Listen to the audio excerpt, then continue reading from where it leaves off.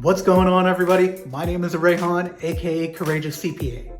In this video, I'm going to be talking about my journey of how I started the CPA exam process and how I failed and how I passed. So if you're interested in learning more about that, or you just want a different perspective, keep watching.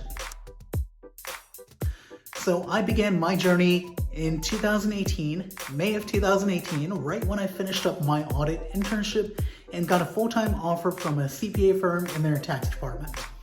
So as part of getting that full-time offer, I also got free access to Becker CPA. So from the point of May 2018 to July 2018, I was off for about 2 months. So I used that time to attempt and study for audit, given that I just completed a audit internship. So the way I went about studying for audit, I did exactly what Becker told me. I needed to watch the lecture videos, I needed to complete the skills practice, and do the multiple choice questions. So I did that, gave my exam in July 2018, got my score back, and I failed it. Yes, I failed it with a whopping 62. So I decided to wait a couple months because during that time, continuous testing was not a thing. Then I retook it or reattempted back in November of 2018, and I failed it with another whopping 57. And for the next 6 months, I did not even think about the CPA exam. Come to May or June of the following year in 2019, I decided it was time I got back onto the horse, and I attempted to study for a regulation. I studied the same exact way, gave my exam in July of 2019, and I failed. I got a 68. So after 3 failing scores, audit twice, reg once, I decided, you know what, now I just need a different study course. So I did some research, came down to, I decided that I'm gonna go with the Rogers CPA. So with purchasing a Rogers CPA, I also got free access to Brian Kessler's mentorship program. And this is where I learned these 4 things. Number 1, you definitely need to shift your mindset. In the sense that if you're thinking about the CPA exam as in, for these next 2 years, I'm not going to be able to do X, Y, and Z. Instead, think of it as in, once you complete your exam, then you can do X, Y, and Z. Number 2, you definitely need a mentorship or an accountability partner, someone who will keep you on your toes in the sense of the CPA exam. Meaning they will not let you forget it, they will make sure you continue on and you keep on putting in that work. Number 3, you definitely need to have a plan of attack.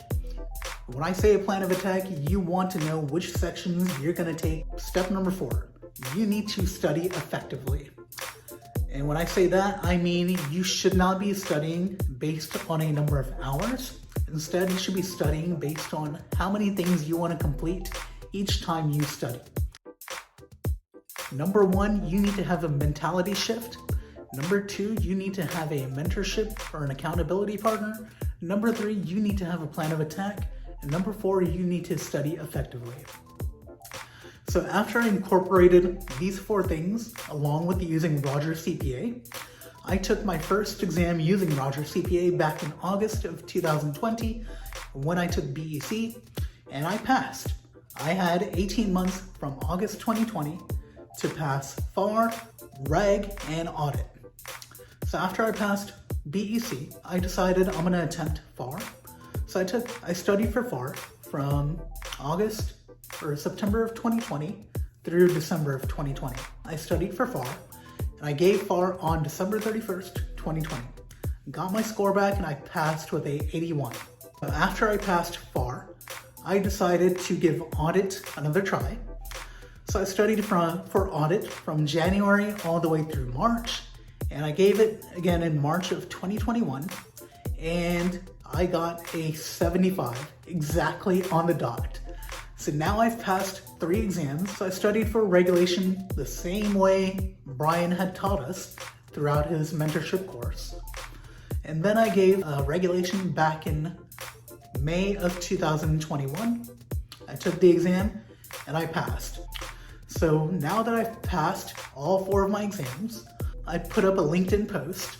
I'll put that up in the video right up there. So if any of this sounded helpful to you in any way, please show me in the comments below. Show me if you liked it or if you hated it. Thumbs up, thumbs down it. If you actually enjoyed this, please hit the subscribe button and I will try to put out another video soon. Or if there's something that you want to watch or that you want to know more about, put it down in the comments below and I'll try to make it. Until then, till next time, have a good one.